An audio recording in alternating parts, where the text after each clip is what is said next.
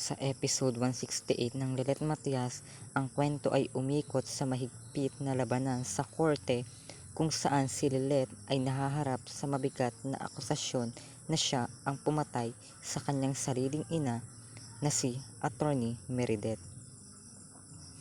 Ang mga pangyayari ay nagsimula sa isang masiglang pagdinig kung saan nakatayo si Lilet sa harap ng hukuman na puno ng takot at pagkabahala. Sa kanyang puso, alam niyang wala siyang kasalanan, ngunit ang mga ebidensya na ipinakita laban sa kanya ay tila nagdudulot ng matinding takot. Habang umuusad ang proceedings, ang mga abogado ng prosekusyon ay pinagsikapang ipakita ang mga testimonya at ebidensya na nag-uugnay kay Lilet sa krimen.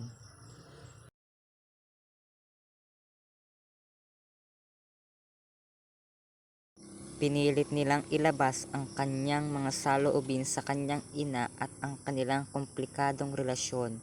Sa gitna ng tensyon, nagpakita si Eira ng suporta sa kanyang ina na si Attorney Meredith, ngunit nahirapan siya nang makita ang paghihirap ni Lilet.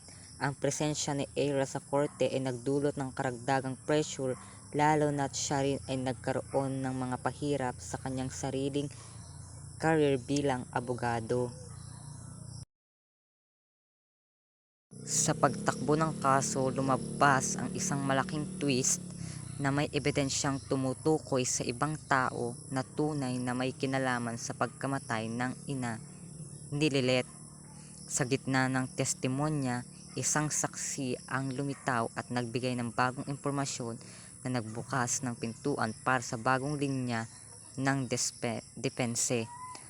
Ang patotoo ng saksi ay nagbibigay ng liwanag at sitwasyon at nagpatibay sa posisyon ni Lilet.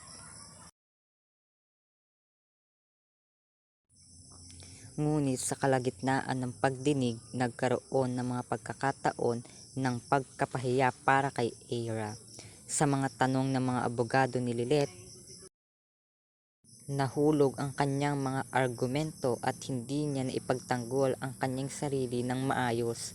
Sa mga mata ng hukuman at mga manonood, ang kanyang mga kakayahan bilang abogado ay nagduda at nagdulot ito ng matinding kahihiyan sa kanya. Ang pakiramdam ng pagkatalo at ang takot na baka hindi makuha ang ustisya ay nagdagdag sa kanyang emosyonal na pagkapagod. Sa kabila ng mga pagsubok, ipinakita ni Lilet ang kanyang lakas at determinasyon. Nagsimula siyang mangalap ng mga ebidensya mula sa kanyang mga kaibigan at pamilya upang maipakita ang tunay na kwento. Habang unti-unting umuusad ang kaso, lumabas ang mga testigo na handang sumuporta sa kanyang depense na nagbigay ng pag-asa sa kanyang panig. Nang dumating ang takdang araw ng desisyon, ang buong pamilya at mga kaibigan ni Lilet ay naroon upang suportahan siya. Sa huli, nang masilayan ng hukuman ang mga bagong ebidensya at mga testimonya, nagpasya ang hukuman na hindi siya mananagot sa pagkamatay ng kanyang ina. Sa kabila ng lahat ng sakit at takot na naranasan, ang pagkapanalo ni Lilet ay nagbigay diin sa halaga ng katotohanan at hustisya.